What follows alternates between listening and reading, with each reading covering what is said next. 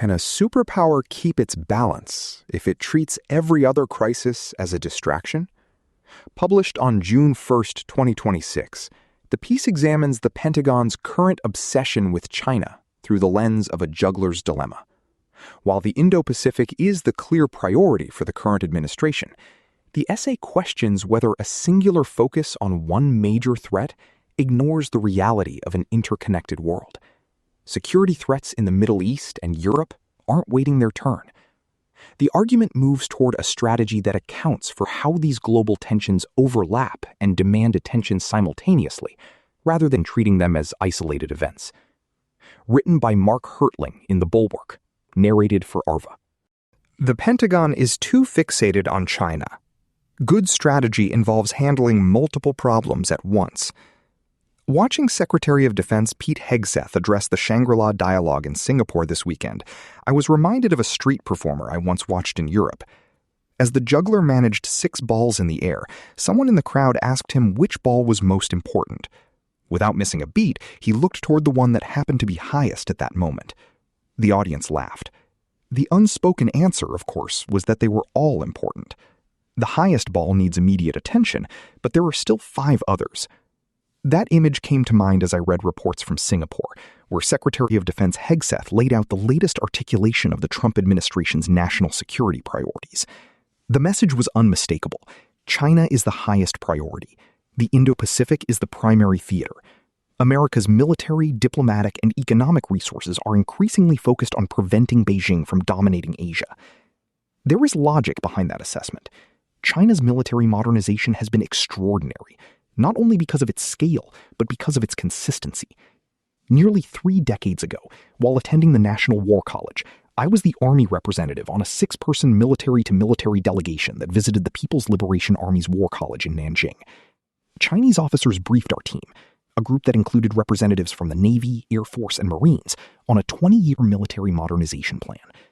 The presentation was comprehensive, ambitious, and frankly difficult to believe. The Chinese described future capabilities that appeared well beyond their reach at the time.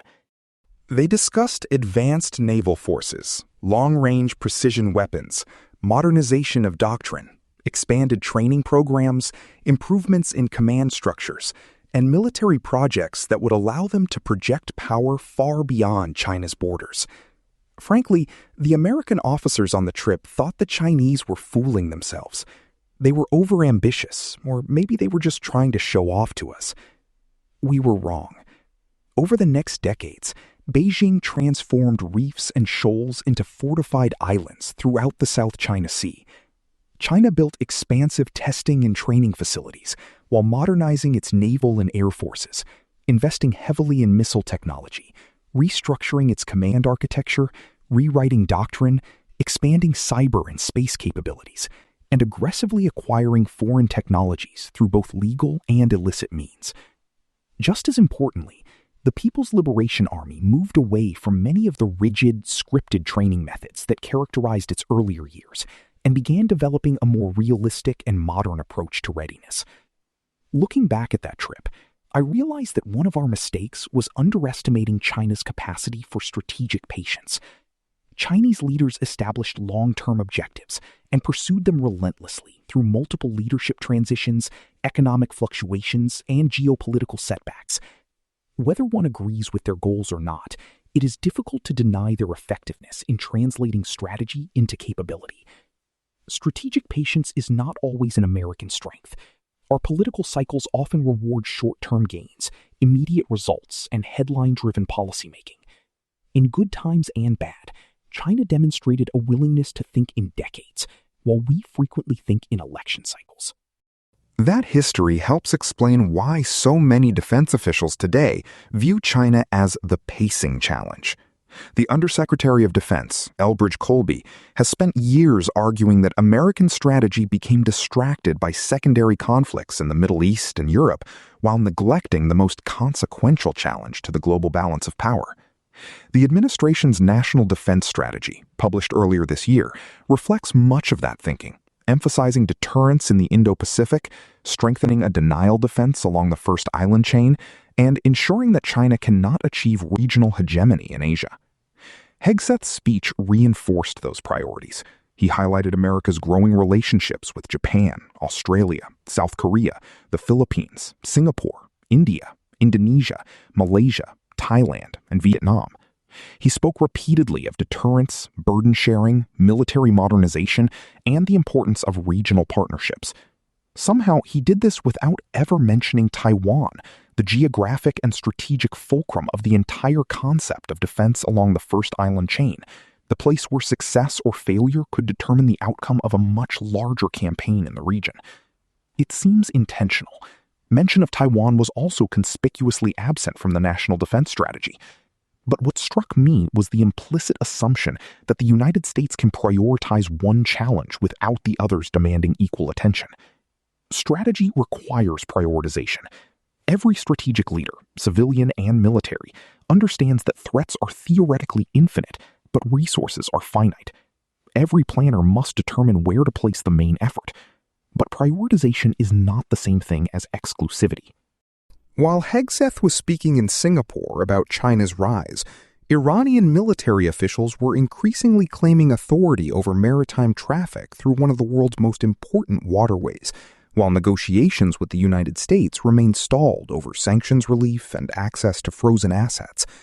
Tehran appears determined to leverage any economic gains toward rebuilding military capabilities damaged during recent conflicts, including missile and drone programs, and the future of its nuclear program remains unresolved. At the same time, Vladimir Putin was executing another major missile and drone strike against Ukraine. Ukrainian intelligence warned of a new wave of attacks, likely once every week. Ukrainian forces continued striking deep into Russian territory, reportedly destroying military infrastructure, damaging fuel facilities, and hitting an Iskander missile system, while expanding efforts to disrupt Russian logistics networks.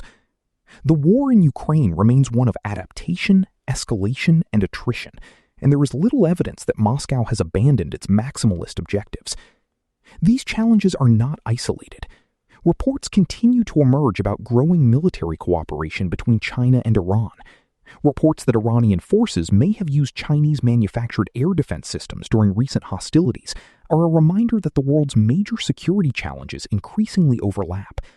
Russia relies on Iranian drone technology. Iran benefits from Chinese economic and technological support. Beijing studies Western responses to conflicts in both Europe and the Middle East, while evaluating its own options in the Pacific. What happens in one theater no longer stays in one theater. Then there are the other balls in the air. The administration is all but committed to regime change in Cuba. There is continued instability in Venezuela. Migration pressures throughout the Western Hemisphere have not abated. There is competition in the Arctic, and there are emerging security challenges across Africa.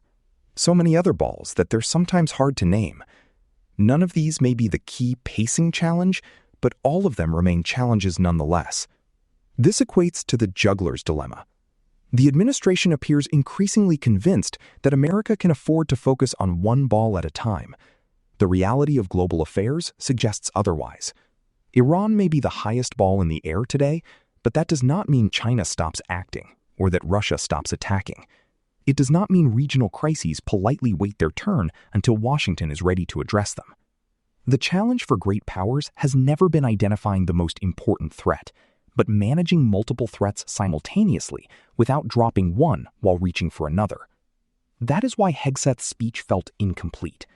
Not because he was wrong, as China deserves the attention it received, nor because the administration is wrong to prioritize the Indo-Pacific. Any serious national security strategy must account for China's growing military and economic power. The speech felt incomplete because it reflected a tendency that is becoming increasingly visible in American national security policy: the belief that a singular strategic focus can substitute for global strategic integration. It's unclear where the instinct to focus on China at the expense of the rest of the world comes from.